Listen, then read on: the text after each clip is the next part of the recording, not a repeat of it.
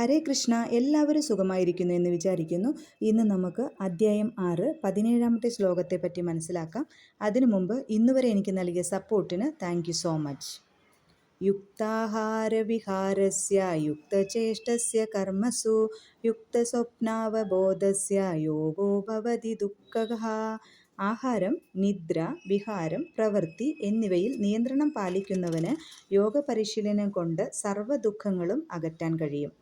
ഭക്ഷണം, ഉറക്കം, പ്രതിരോധം, ലൈംഗിക വീഴ്ച എന്നീ ശാരീരിക ആവശ്യങ്ങൾ അമിതമായാൽ യോഗ പരിശീലന പുരോഗതിക്ക് വിഘ്നം ചെയ്യും. ഭക്ഷണത്തെ സംബന്ധിച്ചിടത്തോളം കൃഷ്ണപ്രസാദം മാത്രം ഭക്ഷിക്കുന്ന പതിവ് കൊണ്ടേ നിയന്ത്രണം സാധ്യമാവൂ.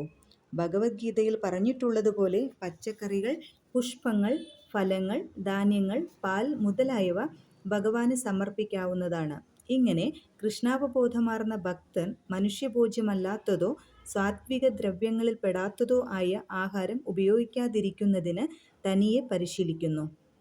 ഇനി ഉറക്കത്തിൻ്റെ കാര്യത്തിലാകട്ടെ, കൃഷ്ണാവബോധ പ്രേരിതങ്ങളായ പ്രവൃത്തികൾ നിറവേറ്റുന്നതിൽ എപ്പോഴും ജാഗരൂകനായ അയാൾ അനാവശ്യമായി ഉറങ്ങുന്നത് വലിയൊരു സമയനഷ്ടമായിട്ടാണ് കരുതുക. അവ്യർത്ഥകാലത്വം, തൻ്റെ ജീവിതത്തിൽ ഒരൊറ്റ നിമിഷം പോലും ഭഗവത് സേവനത്തിൽ നിന്ന് ഒഴിഞ്ഞു നിൽക്കുക എന്നത് ഭക്തന് ദുസ്സഹമത്രേ. അതുകൊണ്ട് അയാൾ ഉറക്കം ആവുന്നത്ര കുറയ്ക്കും. ഇതിന് മാതൃകയാണ് ശ്രീല രൂപഗോസ്വാമി. അദ്ദേഹം ദിവസത്തിൽ 2 മണിക്കൂറിലധികം ഉറങ്ങാറുണ്ടായിരുന്നില്ല. ചിലപ്പോൾ അതും കൂടി ഒഴിവാക്കി കൃഷ്ണനെ സേവിക്കുന്നതിൽ തന്നെ മുഴുകി ആനന്ദിക്കും.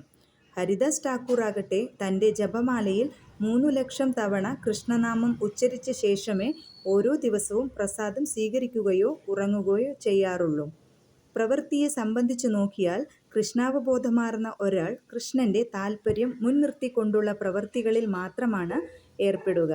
അതുകൊണ്ട് ആ പ്രവൃത്തി നിയന്ത്രിതവും ഇന്ദ്രിയേച്ഛയുടെ മാലിന്യം തീണ്ടാത്തതുമായിരിക്കും. ഇന്ദ്രിയ സന്ദർപ്പണത്തിൻ്റെ പ്രശ്നമില്ലാത്തതുകൊണ്ട് അയാൾക്ക് ഭൗതിക വിശ്രമവും ആവശ്യമാവുന്നില്ല.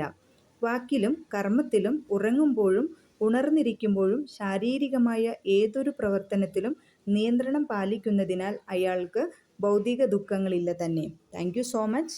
നിങ്ങൾ ആദ്യമായിട്ടാണ് വീഡിയോ കാണുന്നത് എങ്കിൽ ലൈക്ക് ചെയ്യാനും ഷെയർ ചെയ്യാനും മറക്കരുത്.